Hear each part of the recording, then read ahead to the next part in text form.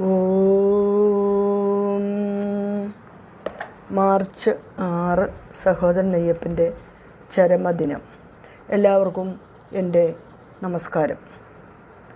ധനം വിദ്യയാകും, വിദ്യ സാമൂഹ്യ സേവനമാകും.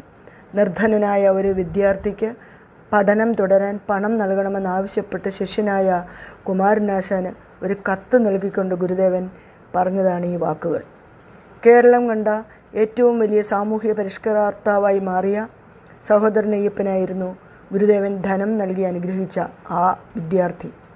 മഹാഗുരുവിൻ്റെ ഏറ്റവും പ്രിയപ്പെട്ട ശിഷ്യരിൽ ഒരാളായ കെ അയ്യപ്പൻ സഹോദരൻ അയ്യപ്പനായി മാറുന്നത് ഗുരുവിൻ്റെ സാഹോദര്യ സങ്കല്പത്തെ സാക്ഷാത്കരിക്കാൻ ശ്രമിച്ചതിലൂടെയാണ്. ജാതീയമായ വേർതിരിവുകളുടെ ഭീകരാവസ്ഥക്കെതിരെ വിപ്ലവാത്മകമായ പരിഷ്കരണ നടപടികൾക്ക് നേതൃത്വം നൽകി ജീവിതം ജനസേവനത്തിന് ഒഴിഞ്ഞുവെച്ച കർമ്മധീരനായിരുന്നു സഹോദരൻ അയ്യപ്പൻ.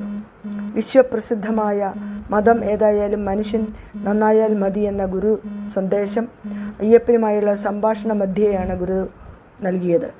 ശ്രീനാരായണ ഗുരുദേവൻ്റെ സമാധിയിൽ മനം നൊന്ത് വിങ്ങുന്ന ഹൃദയവുമായി സഹോദരൻ അയ്യപ്പൻ്റെ ദുഃഖം അണപൊട്ടി ഒഴുകിയതാണ് സമാധി ഗാനമെന്ന മഹത്തായ വിലാപ കാവ്യം.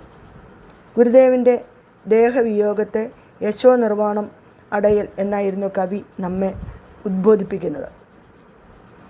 ജാതി നീക്കം ചെയ്യുന്നതിന് പ്രസംഗമല്ലാതെ പ്രവൃത്തി എന്തെങ്കിലും വേണ്ടേ എന്ന ഗുരുദേവൻ്റെ ഈ ചോദ്യത്തിൻ്റെ ചൂടിൽ നിന്ന് അയ്യപ്പനിൽ നിന്നുണ്ടായ തീയാണ് മിശ്രഭോജനവും മിശ്ര വിവാഹവും. 1917 മിശ്രഭോജനം കേരളത്തിൽ സൃഷ്ടിച്ച കോളിളക്കം വളരെ വലുതായിരുന്നു. യാഥാസ്ഥിതികരായ ഈഴവരിൽ നിന്നും ശക്തമായ എതിർപ്പുണ്ടായി. ഉറുമ്പിൻ കൂടുകൊണ്ട് കിരീടം അണിയിച്ചും കശുവണ്ടി നെയ്യുകൊണ്ട് അഭിഷേകം ചെയ്തും ചാണകമെറിഞ്ഞും വധശ്രമം നടത്തിയുമാണ് യാഥാസ്ഥിതികർ പ്രതിഷേധം പ്രകടിപ്പിച്ചത്. ഇതിനെയെല്ലാം സധൈര്യം നേരിട്ടുകൊണ്ട് ഗുരുദേവ അനുഗ്രഹത്തോടെ സഹോദരൻ അയ്യപ്പൻ തൻ്റെ പ്രവർത്തനങ്ങൾ തുടർന്നുകൊണ്ടേയിരുന്നു.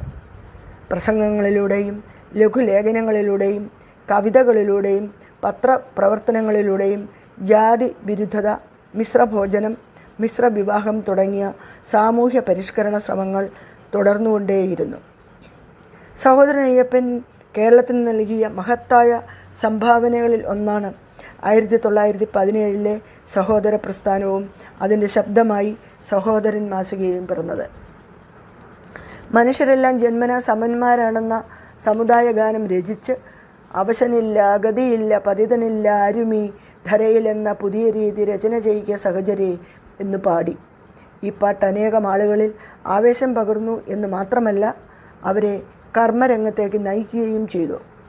കൊച്ചി നിയമസഭയിൽ ഡെപ്യൂട്ടി പ്രസിഡൻ്റായും തിരുക്കൊച്ചിയിലെ ആദ്യത്തെ മന്ത്രിസഭയിൽ അംഗമായും പ്രവർത്തിച്ചിരുന്നു. ഒരിക്കൽ കേരളകൗമുദിയുടെ സ്ഥാപകനായ CV കുഞ്ഞിരാമൻ ഗുരുവിനോട് പറയുന്നുണ്ട്, ഗുരുവേ, അവിടുത്തെ പ്രിയപ്പെട്ട ശിഷ്യനായ സഹോദരൻ അയ്യപ്പൻ ദൈവവിശ്വാസിയല്ലല്ലോ എന്ന്. ഒരുപക്ഷെ അത് സഹോദരൻ അയ്യപ്പൻ ജാതി വേണ്ട, മതം വേണ്ട, ദൈവം വേണ്ട, മനുഷ്യന് വേണം ധർമ്മം യഥോചിതം എന്ന് ആഹ്വാനം ചെയ്തതിനാലാവാം എന്ന് തോന്നുന്നു. പക്ഷെ അതിന് ഗുരു പറയുന്ന മറുപടി, പ്രിയപ്പെട്ടവനെ, അവൻ്റെ വർത്തമാനങ്ങളിൽ ദൈവമുണ്ടായിരിക്കുകയില്ല, പക്ഷേ അവൻ്റെ ഓരോ ചലനങ്ങളിലും ദൈവത്തിൻ്റെ കൈമുദ്ര പതിഞ്ഞിരിക്കുന്നു എന്ന്. അതായിരുന്നു സഹോദരൻ അയ്യപ്പൻ. ദൈവത്തിൻ്റെ കൈമുദ്ര പതിഞ്ഞ ഹൃദയവുമായി കാലത്തെ കടന്നുപോയ സഹോദരൻ അയ്യപ്പൻ്റെ അനീതിക്കും അധർമ്മങ്ങൾക്കുമെതിരെയുള്ള പ്രവൃത്തികൾ നമുക്ക് വഴികാട്ടിയാകേണ്ടതാണ്. മനുജഭേദം അടിതകർന്ന് സമതയെങ്ങും വായിക്കണം, അതിനുവേണ്ടി ഇടവിടാതെ ചുണവിടാതെ പൊരുതണം.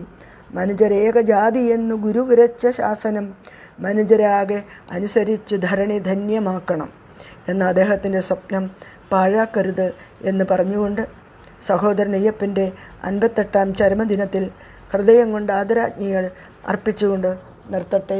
നന്ദി, നമസ്കാരം. ഗുരുദേവ ധർമ്മം വിജയിക്കട്ടെ.